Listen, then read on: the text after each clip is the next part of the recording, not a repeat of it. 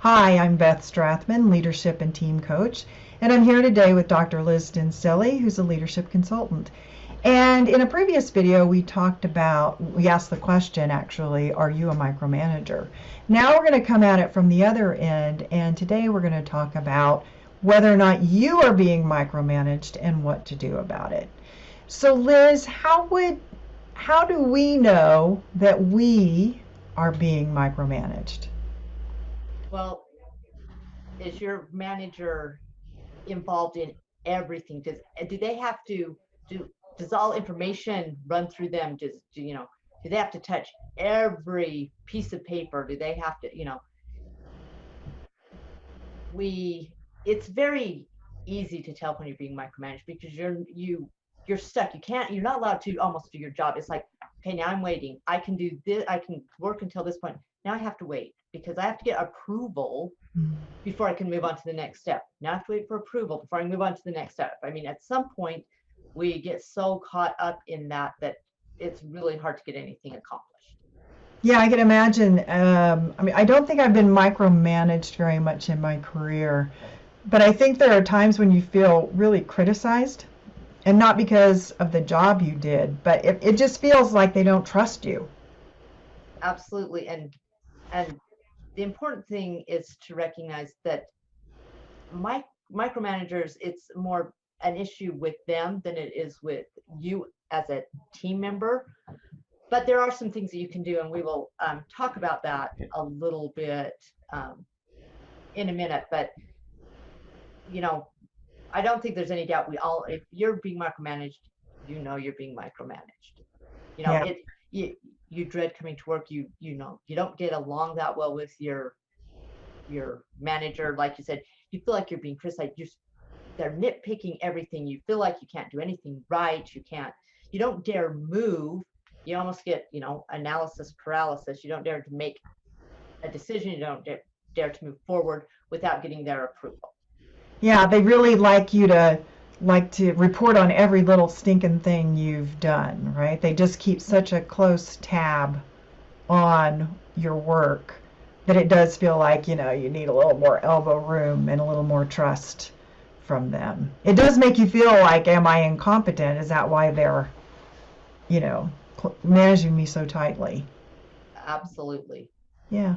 So if we have those kinds of thoughts or feelings, if our boss seems to be hovering too much and too involved with every little detail, wh- this is tricky. Well, what do we do? It's hard because of course we can't control someone else's behavior, but some of the things we can do, first of all, we have to figure out what is important to them. And this is kind of plays into, and I hate to say it, micromanagers need their ego stroked a little bit. And if we want to work well in this environment, we're just going to have to do it. And it's not about being fake, and it's not about, you know,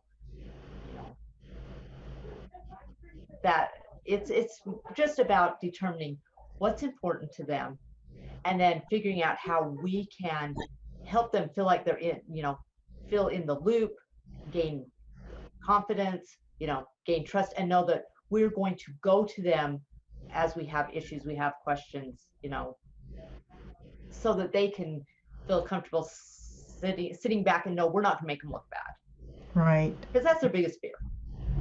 Right. So just to find out what's most important to you, boss, about this particular project, you know, where do you foresee the obstacles that you're most worried about, or where do you see it can go wrong? What worries you the most? And that gives you a little clue about what's driving their behavior anyway. Well, and as we were talking before we started um, recording, you mentioned, making sure that we touch base, maybe set up a weekly meeting where we're keeping them informed so that they feel like they're in the loop. And we want to bring them in and help them feel like they're part of the team without having to, hover over the team. We want to make sure if you could feel stuck or you have any doubts, make sure you're asking questions.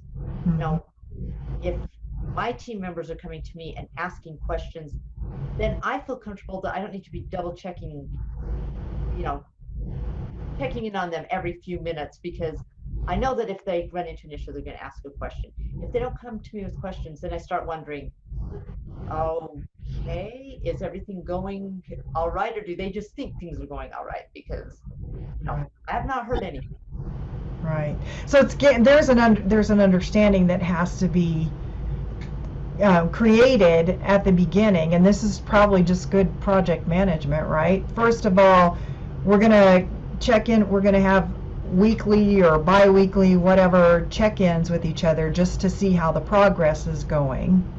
And it's the employee's responsibility, if they run into a snag or an obstacle, it is their responsibility to come and check back with the supervisor to say, hey, I ran into this unexpected thing, or I'm stuck right now, I'm not sure which direction to go. What ideas do you have, right? That's on the employee to do. I think a lot of employees don't want to do that because they don't want to look like they can't do their jobs. But your boss is expecting you to run into snags every once in a while and to check back with them. Well, and that kind of leads into, if you make a commitment to get something done by a certain time, you need to keep that commitment, or you need to communicate ahead of time that I'm not going to be able to meet this deadline. These are the reasons. This is what I've run into. If you continually make commitments and then you're not being able to meet those commitments, Right. you're going to start having problems with your manager feeling like they have to have their hands on everything. Right. Right. Well, any other things about what to do if we feel like we're being micromanaged before we wrap up? Again, this is something we could probably go on forever about. This is a difficult situation, and I think we touched on some good bases. Some places for people to start. Do you have anything to add? No, I don't think so. All right. Well, how about you guys out there? I'm sure that you got some great suggestions that we haven't even thought of, and would love you to share them with us. Our contact information is attached to this video, so please reach out and share your experience, because we'd love to learn from you as well.